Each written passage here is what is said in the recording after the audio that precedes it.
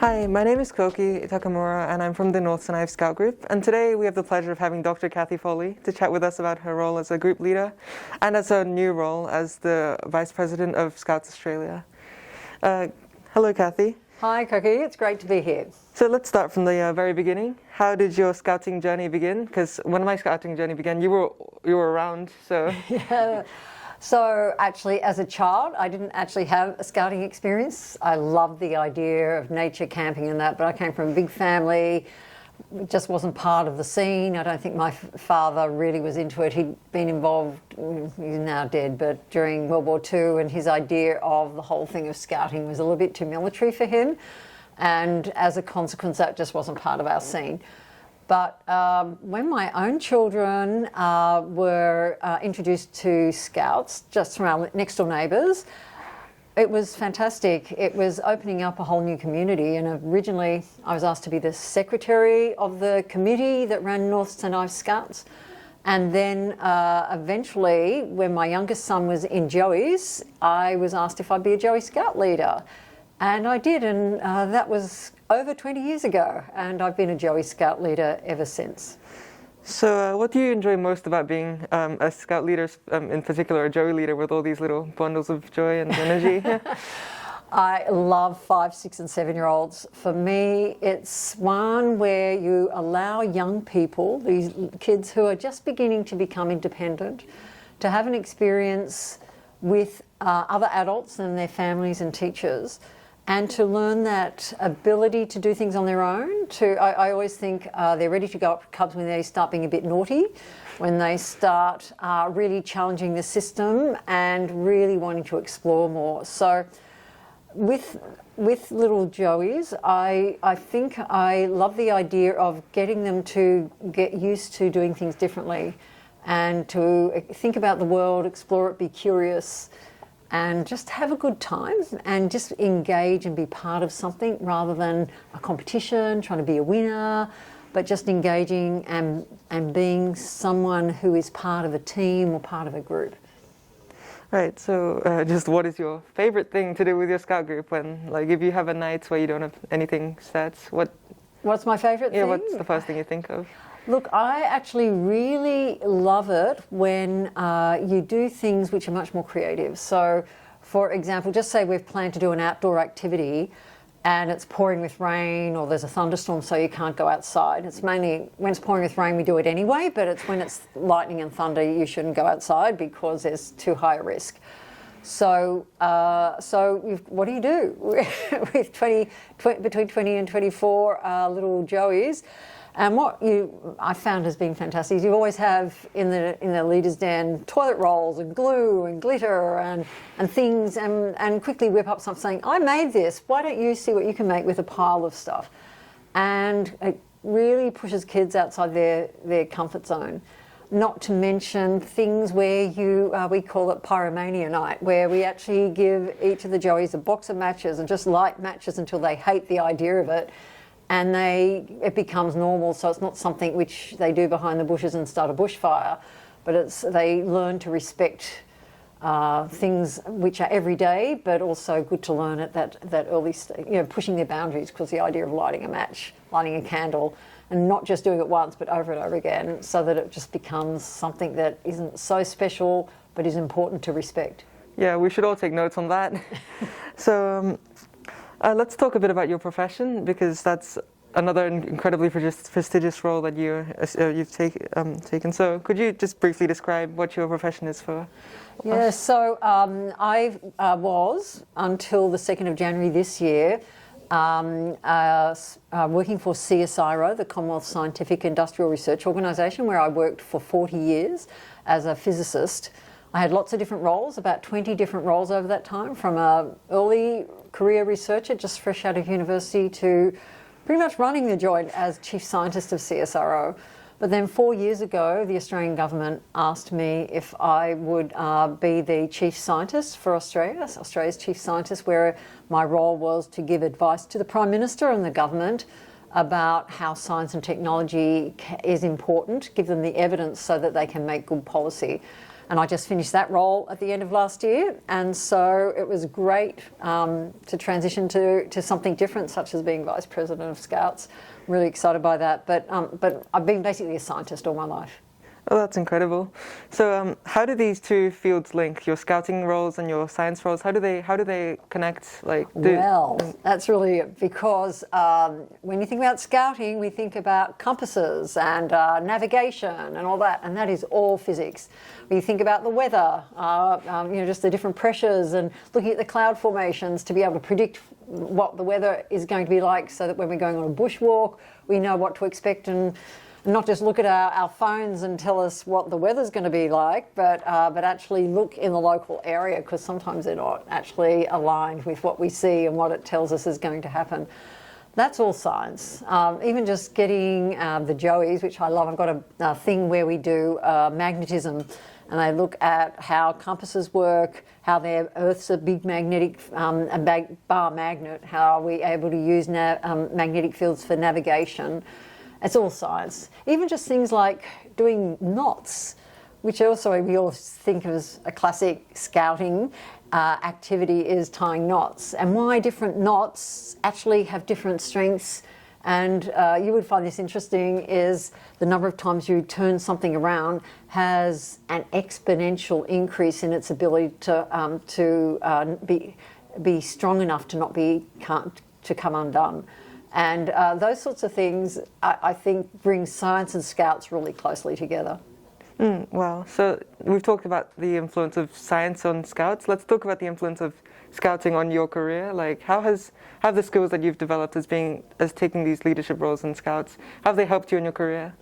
Well, I think one of the things which is a hidden thing about scouting is that it provides extraordinary leadership training and also the ability to work with other adults in the community. And bringing that back into the workplace is hugely advantageous.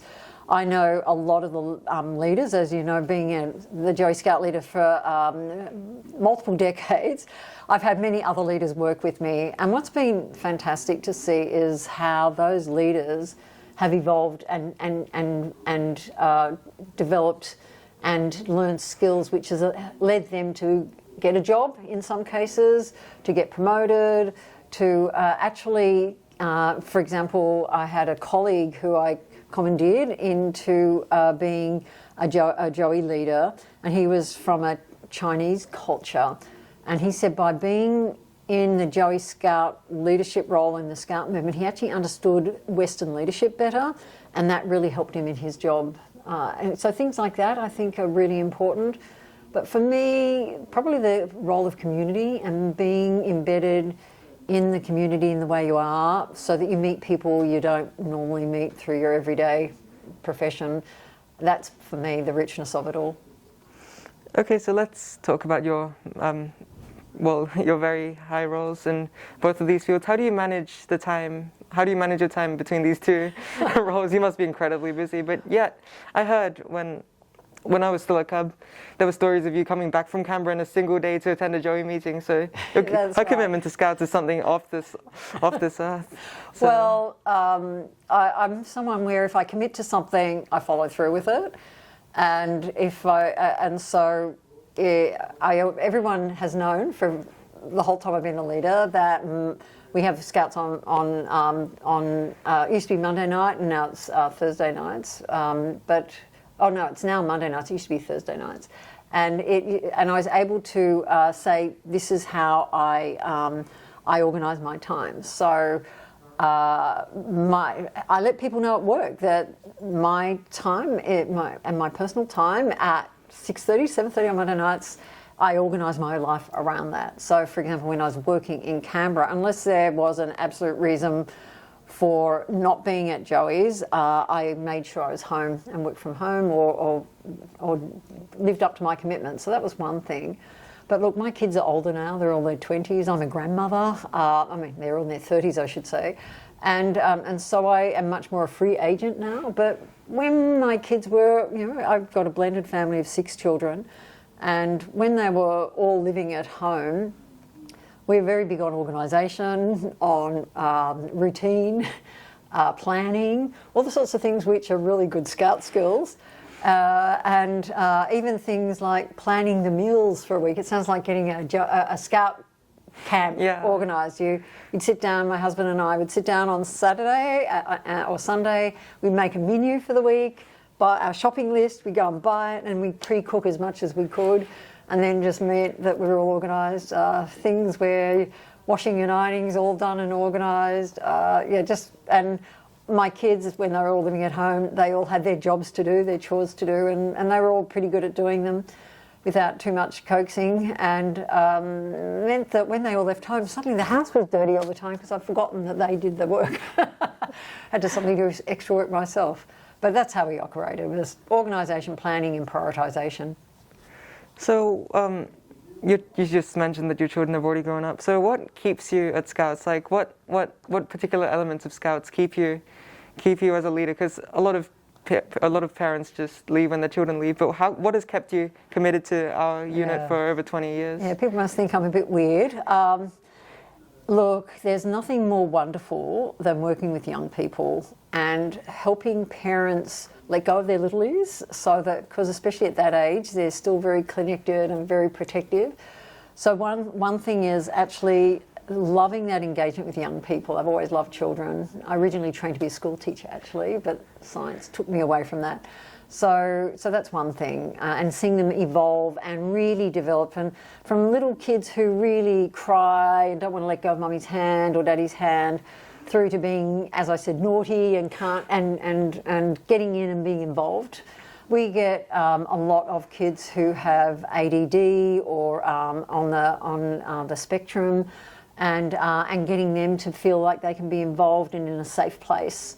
I think that's been really important, and being able to provide that support to the community, but it is community. I love being engaged in the community in my local area. It's so easy to just live in a place and not engage with anyone around you. We don't know our neighbours anymore. This way you know our neighbours. We know the community. I love the fact I have a key to the Scout Hall, which is a community building, and that we can share that space together. All those things to me add to my richness of life, and also to a feeling of my own well-being. And I must work because I'm never sick. I'm always happy, and I think it's just part of who I am. Never sick and always happy. So could we talk a bit more about your field? So what initially got you interested in such an abstract field like physics? Well, I've always wondered about the world around me.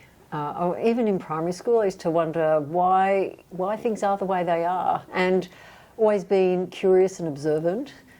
And I think the idea of science gives you that chance to really dig in and understand things.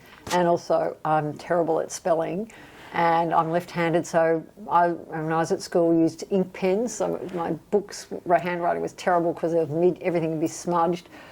And so science and maths were my happy place. And so originally I was going to be a high school science teacher. When I was in high school, I used to go in the science competitions, Science Teachers Association competitions. I used to win really small prizes, like $7 one year in the 70s. And for me, it just felt right. When I was at university, I actually got to meet scientists. I hadn't met a scientist before. And I thought before that, to be a scientist, you had to be Einstein's cousin, or someone a bit weird, and I wasn't that sort of person. So I guess that was a revelation that anyone can be a scientist if they want to, and what the pathway was. And so I did a Bachelor of Science degree. I majored in physics for a lot of reasons. One was I've always wanted to know deeply how things work, right down to the atomic level. So that was important. And that's what, I guess, physics does. I also really was interested in materials and how materials work. So I did my work, focus or area in solid state physics, materials physics, and then eventually in quantum physics and superconducting materials. So sometimes at Joey's, I'll bring a bucket of liquid nitrogen, a superconductor and a rare earth magnet, and we float a magnet on top of a superconductor. Kids always love that. It's like magic. Anyway, that's so I did a PhD. I won a scholarship. I did a PhD and then applied for a job in the newspaper, which I got at CSIRO. And 40 years later, that's where I finished up. So being a scientist is an amazing job. You travel extensively. You have contacts all around the world. This year is the International Year of Quantum Physics. And while I was working for the government, I helped the government set up quantum as a real opportunity for Australia, because Australia has a lot of quantum physicists. We're one of the top countries in the world, and we want to create new industries, so that's a new industry for Australia. So now I'm going to be going overseas shortly, just to help launch the International Year of Quantum Physics at UNESCO. So you get amazing opportunities, you meet wonderful people around the world. Science is such an extraordinary career. If you ever have the chance to be engaged with it, it's not just working in a lab, but you work in government, you can work in industry, you can be a teacher. There's so many aspects to it, and it's what makes modern society what it is today. So have you any advice for people who wish to enjoy all of these great benefits of being a scientist, like apart from the inspiration of making liquid nitrogen? Ice cream that is. Oh yeah, liquid nitrogen ice cream, yes. So just by the way, what you do is you put cream, which has got a bit of sugar in it, into some liquid nitrogen. You stir it around and make instant ice cream, and it's very yummy. My recommendation is to follow your passion. Don't try and focus too early. Do as much maths and science in the last years of high school. To not be afraid of it. You don't have to be Einstein's cousin, I can assure you. I am observant, I am curious, and I learn, and open to learn. And you don't have to be a mega brain, you just have to be someone who wants to engage and learn. And if that's your thing, then there's a pathway for you. And ask questions, reach out to people, see if you can get work experience in a laboratory, get involved in things like some of the National Youth Science Forum, Curious Minds if you're a girl. There's lots of opportunities to get experiences about science when you're at school still. And scouting is a really great way. It's got whole streams of activities in science. It's just the whole basis of it is actually scientifically based. So I think you can't go wrong there. And if you really want to do something, there's always a way. And anyone listening to this, you can always reach out to me, and I might be able to help you to find that pathway.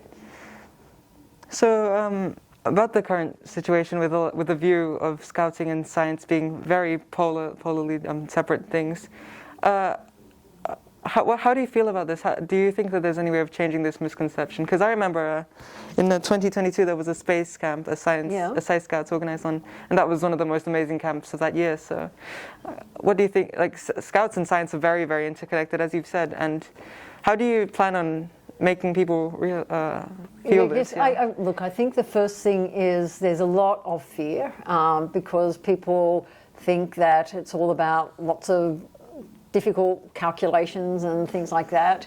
There's whole lots of different levels of science, from just observing environmental science, where you're going out and measuring or observing things, so counting the number of a particular animal, like trying to protect koalas. One of the things is just going out and counting them.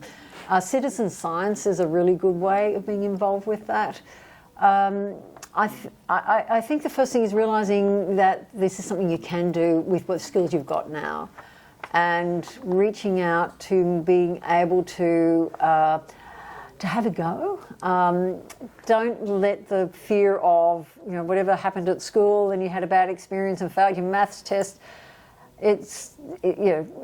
If that's your thing and you're good at maths, that's one particular pathway, and we need people who are able to do that. But science is not just mathematics. There's, as I mentioned, all the other aspects of it. So just having a sense that it's worth understanding a little bit, being able to be literate enough so that you understand the difference to what is logical and what is illogical. So it's really hard these days on the internet to know what information do you trust and what don't you trust? And that's one of the things which I'm really interested in, is mis and disinformation. How can we use even the Scouting movement to help us understand how to make sure that we're following the pathway to trusted information, so that we're making decisions based on the right sort of evidence, because in the end that's what it's doing. Right. Could you compare, well, in particular, the science aspects of Scouting from between the time when you began and right now? Oh, that's a good question. So look, I think when I first started being a Joey Scout leader, we wore khaki uniforms, and it was a little bit more sort of military-esque, but it's really evolved to being something quite different. So it's much more youth-led, which I think is fantastic. Still a bit of a struggle for the Joeys to be leaders when they still can't write their names, or they sort of haven't necessarily got to that development in child development. But this is part of helping them get there.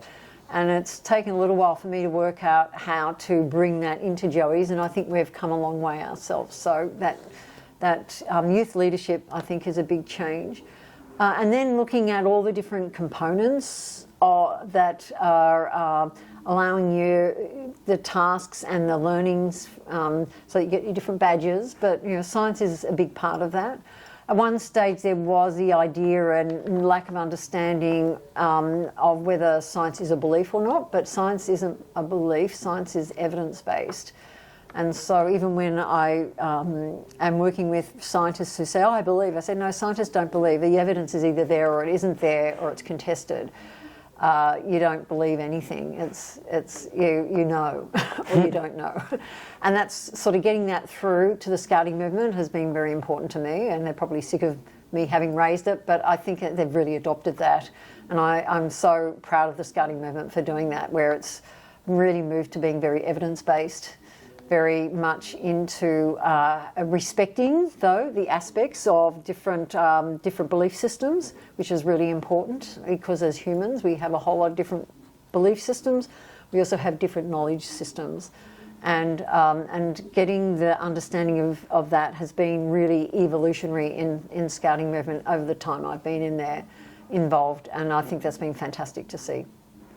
So what are your hopes for the future of Scouting? Like, as the vice president, you're going to have a lot more influence. What are you planning? What are you planning to achieve with? Well, look, one of the things I'm doing at the moment is updating my training, because I probably had gone through with getting by with the bare minimum, which is not ideal. But the first thing I've recognised is the Scout training is extraordinary.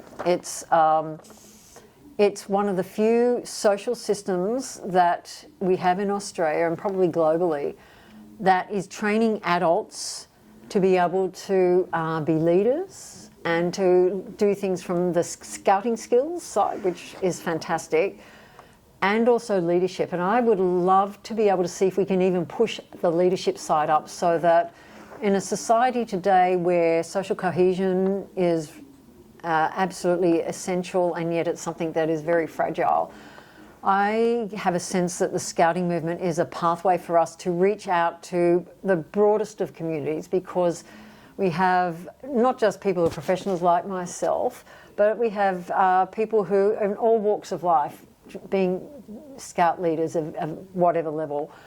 And the leadership training there, I think, is something which we can really bring to the broader society. So that's something I'm very interested in. The other is that Scouting movement is the biggest peace movement in the world. And in a world we have today, we need to make sure that we do what we can so that humanity is able to survive.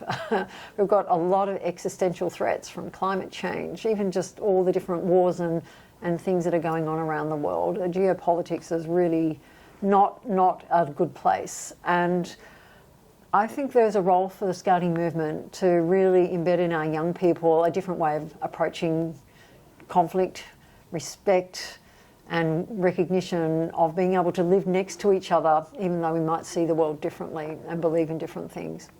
So that's, and then the final thing is that the Scouting movement has the potential to change people's lives. You said that you went to the space camp and it made a big difference to you. I would love it if anybody who wanted to be in Scouting, any child, regardless of their economic situation, were able to have a chance. So can we make Scouting more available to disadvantaged kids, to kids in detention, to people who are in really remote areas? It's a big ask, but let's see what we can do. I've raised this already, and I've had a couple of Scout leaders from across Australia reach out to me already saying, how can I help? So I think there's a real interest in that. We'll see. It's early days. So let's talk about, so you've talked about your love for helping people get into scientific pathways and into the great world of being of scientists. So how are you planning to link this back to the Scouting movement? Are there any activities that you could suggest? Well, the Messenger of Peace, for example, I think is a really important part of the Scouting, I guess, badges and activities that you can be engaged with. That is one which I hope we can do more and really push ourselves and say, how can we take this beyond just what we're doing at the moment? I know when we did our Messenger of Peace last year, it was a first go, and I think the thing about Scouting is we're constantly learning, we're constantly improving, we're constantly learning from things that didn't go so well in the past, from improved child protection to really respecting and giving youth the voice, and really taking on the opportunity to have that personal growth. So I think things like the Messenger of Peace one is a really good example of how we might be able to just keep seeing if we can push ourselves to make that even more influential in our community. So have you any advice for those who wish to be a leader but they can't put as much of a commitment as 20 years of... So that's a very, very important thing to ask me about, because I would love every parent who has a child in Scouts to really consider being engaged. It's a volunteer movement.